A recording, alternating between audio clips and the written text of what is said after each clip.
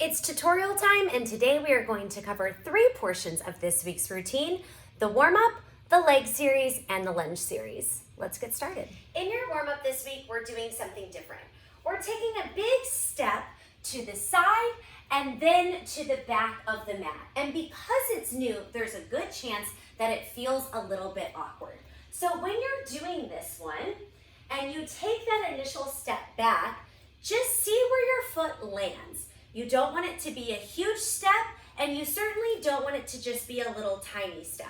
So touch the toe, then bend down into the leg. Here's the form when we're at the side. From here, all you're literally doing is moving your opposite foot back and then landing at the back of the mat. And when you get here, you have 2 counts to adjust and ensure that you're in the right spot. So instead of trying to be really precise about your feet, just think about landing the foot, bending into it, then taking a step back and adjusting. In other words, try not to overthink it, and definitely practice a few times on your own mat so that you have your perfect spacing down. If your struggle in the warm-up is more about this part where you have to get your foot in and come up to the squat, reminder, this is a really tough transition, and we do have a great tutorial on this. I encourage you to watch the plank to lunge tutorial because it's going to help you get from here to here, okay? And then also remember that if when you come forward you happen to land on the ball of your foot, like you can't get your foot all the way down, that's okay.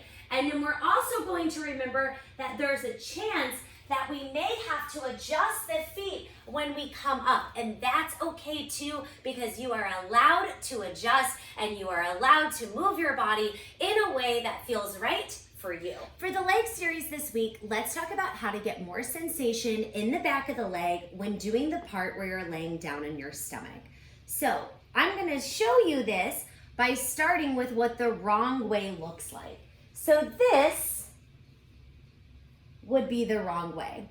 At this moment, the biggest problem is that I have a really big arch in my spine. Because I've arched my spine so much, I'm able to get my chest really high and my leg really high. But that is not the goal of this exercise at all. We actually want to work to lengthen out our spine super long and extend the leg longer, not higher, in order to feel this in the back of the leg. So we're going to run through step by step how to get there. Step 1 is going to be to connect the pubic bone to the floor in order to help engage the abs. So let me show you what I mean. If I am working through the wrong way in an arched spine like so, the primary weight is now in my ribs and like in my diaphragm. That's what's pressing into the floor. So we're talking about the area from like here to here, okay? Now I want to try to shift that so the primary weight is right here at the pubic bone and then flats here at the chest. Let me show you what it looks like. Arched, okay?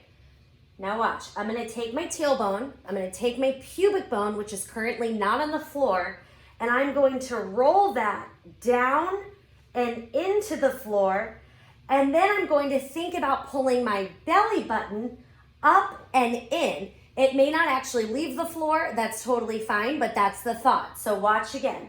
Wrong way, super arched. Right way, head goes down, tailbone rolls down, pubic bone presses, belly pulls in. This is where we want to be. Now step 2 would be to take your leg a little bit lower, but technically if you did step 1, that happened on its own. Did you all notice that in the last one? When I'm arched, my leg gets really high. But when I adjust the pubic bone and I think about pulling the belly button in and anchoring that down, it automatically causes my leg to go lower. So here's what you need to know about step 2. By stabilizing the form of the torso, it will automatically place your leg in the correct spot. Step 3 is to make sure that your leg is staying super, super straight and that you're not trying to do a big range of motion. So you may try to find yourself doing a little something like this. Okay, see how I'm moving my leg a lot? Right now, I am lifting my heel up toward the ceiling. And instead, I want you to think about lengthening out the leg. So get it toward the back of the room, right? And then go from all the way up here at the very back of the thigh and ever so small, ever so subtle, create a little bump, a little up, a little up. And the whole time you're thinking about keeping that pubic bone anchored. It's your stomach that keeps it anchored. That's your abs. And then you create this really, really incredible press of opposition where this is staying down while this is trying to go up. And therefore you create tension right here in the back of the leg. One more time, let me show you wrong way. So this is right way. This would be wrong way, right? Just letting it kick. If you're having a hard time anchoring your pubic bone down, may I suggest using your hands to give you some support? So the hands can be a little more active here. Something that may help is taking the hands a little bit more forward so that you're able to lift slightly up. Notice I said slightly because I don't want anybody going into this. It's going to kill your lower back. So you do a little push into the floor to help you get the base of the body down, right? Pushing down through here in order to lift the chest a little higher so that you can get the base of the spine anchored more down. So definitely this week, play with where your hands are holding and how your hands are pressing.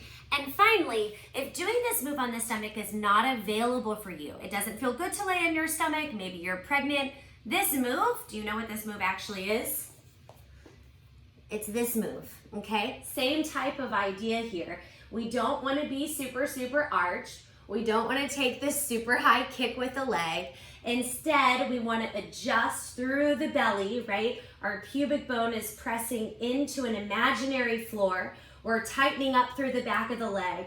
We're keeping it nice and small and keeping the hips stacked and even. So there is your alternative. Both of these positions are excellent for the spine, excellent for hamstring and glute strength.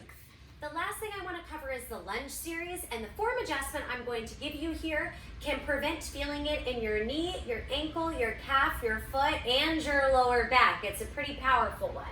So oftentimes when people move in to the single leg squat position, they tend to do a little something like this. Right now, you'll notice that my chest is high. I have a big arch in my back. My working knee is forward over my ankle. There's a lot of pressure right here in the ankle itself. So watch the change that I'm going to make. Wrong way. Right way. Do you see that difference? It's almost like I'm not going as low, right? I'm going to lift my butt up a little bit. That's going to align the knee. Then I'm going to pull the belly in deeply, so now I have a more stable spine. This is the position that we want to be in. And then one more quick note, stay with me. When you do your toe taps, if you're feeling it in your lower back, you should be tapping smaller. So instead of trying to tap your toe really, really big and off the mat, I want you to try to keep it on the mat and go really, really tiny so that way you can focus on the stability of the spine. Good luck this week, everyone. Enjoy.